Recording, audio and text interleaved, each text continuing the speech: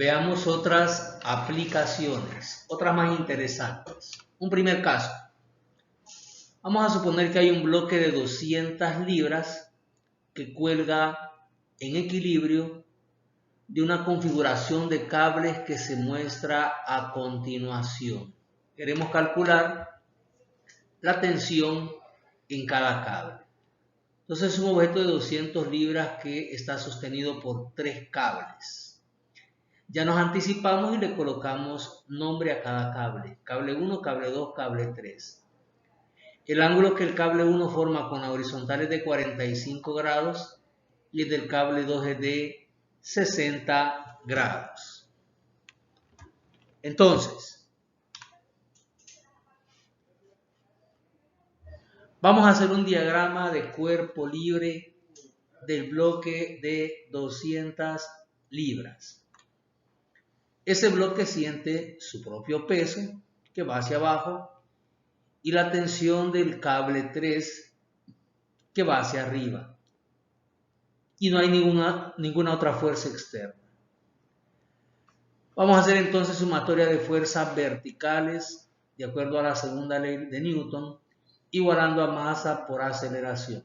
Recordando que este objeto no se mueve y por lo tanto está en equilibrio y eso significa que su aceleración es 0. Así que el miembro derecho de la ecuación va a ser 0.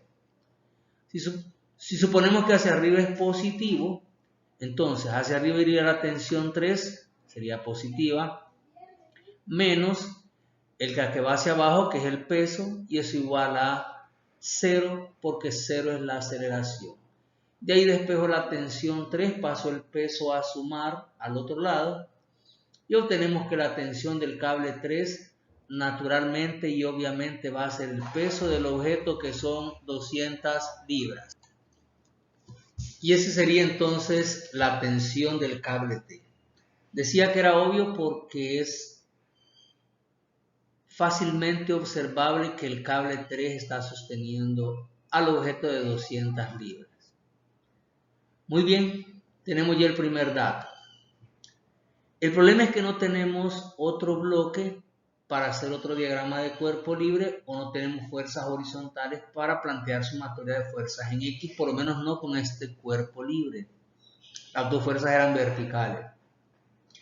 Entonces tenemos que ingeniarnos para hacer un diagrama de cuerpo libre de una parte del sistema que no sea muy convencional, es decir, que no sea muy habitual hacerlo, pero que inevitablemente debemos hacerlo. A ese punto, en este caso le voy a llamar punto A. El punto A va a ser un punto que esté relacionado con los 3 cables, incluyendo el cable 3, que ya conocemos cuál es la tensión, y el cable 1 y 2, que no conocemos las tensiones. Entonces, en el muñeco, el punto A va a ser el punto de unión, la articulación entre los 3 cables, justamente ese puntito. Es un diagrama de cuerpo libre de una parte del cable, una parte de los 3 cables que vamos a considerar que no tiene masa. Así que aunque el sistema se mueva, vamos a suponer que la masa de ese punto es 0. En este caso, como está en equilibrio, la aceleración misma va a ser 0. Entonces vamos a hacer el diagrama de cuerpo libre de ese puntito A. Ahí está. En ese puntito se perciben varias cosas. Primero se percibe que el cable 3 está jalando a esa partecita hacia abajo. El cable 1 está jalando a ese puntito en dirección del cable 1, que es decir a 45 grados con la horizontal. La otra fuerza, la tensión 2, va en la dirección del cable y forma 60 grados con la horizontal. Eso es porque esos ángulos son alternos internos. El 60 grados que se mira abajo es el mismo que está arriba, porque los ángulos son alternos internos. Entonces vamos a hacer diagramas o vamos a hacer sumatoria de fuerzas en las dos direcciones. Comenzamos. Lo primero que vamos a hacer es descomponer las dos tensiones. en las componentes horizontales y verticales. Un diagrama de eso sería algo así. La tensión 1 tiene una componente horizontal que va a la izquierda y una componente vertical que va hacia arriba y están dibujadas. La tensión 2 tiene una componente horizontal que va a la derecha y una componente vertical que va hacia arriba. Así que vamos a comenzar con las horizontales.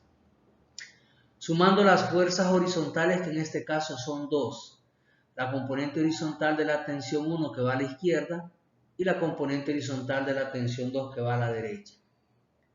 Sumando entonces fuerzas en X, asumiendo que a la derecha es positivo, la que va a la derecha es la tensión 2 en X y a esa le restaríamos la que va a la izquierda, que es la tensión 1 en X.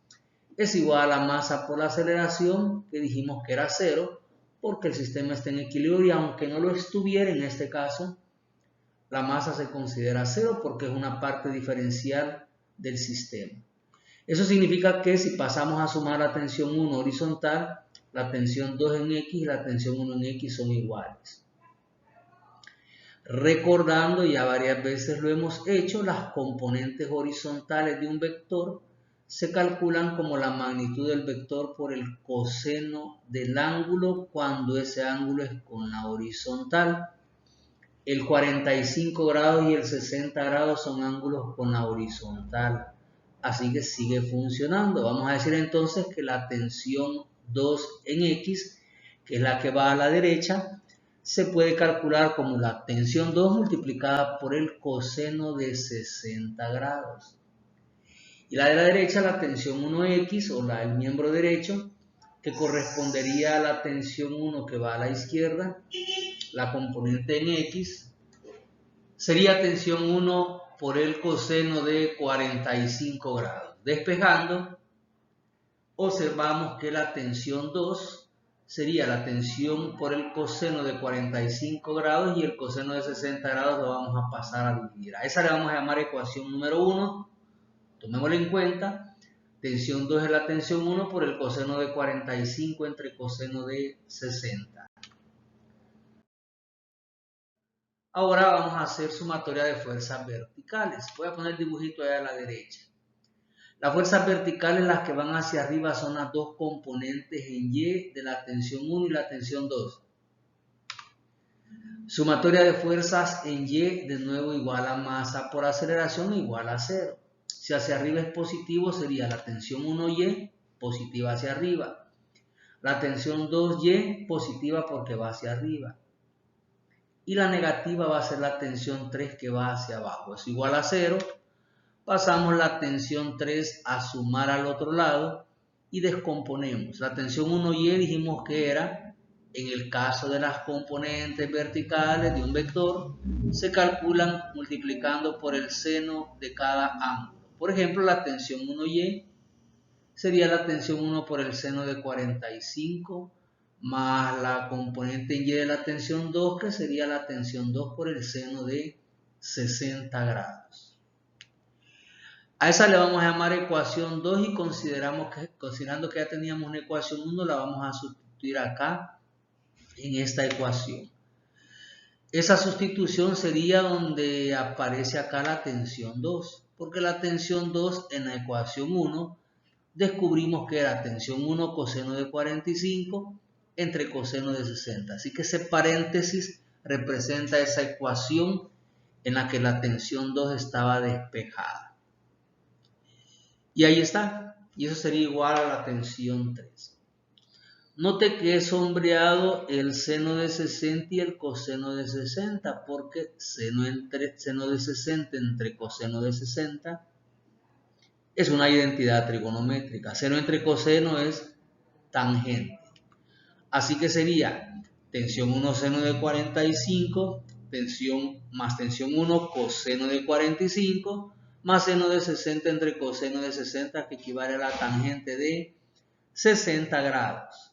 Sacando factor común en el lado izquierdo, tensión 1, nos quedaría solamente en el primer término el seno de 45, más en el segundo término coseno de 45 por tangente de 60. Ese paréntesis del lado izquierdo lo paso a dividir al otro lado y resultaría que la tensión 1 es la tensión 3 dividido entre todo el paréntesis. Sustituimos la tensión 3 que obtuvimos al principio, que eran 200 libras, y eso nos daría un valor de 103.53 libras. Esa sería la tensión del cable 1. Por último, sustituyendo en la primera ecuación este valor que acabamos de obtener, la tensión 2 era la tensión 1 por el coseno de 45 entre coseno de 60. Serían los 103.53 libras por coseno de 45 entre coseno de 60. La tensión del cable 2 es 146.41 libras. Newton, perdón.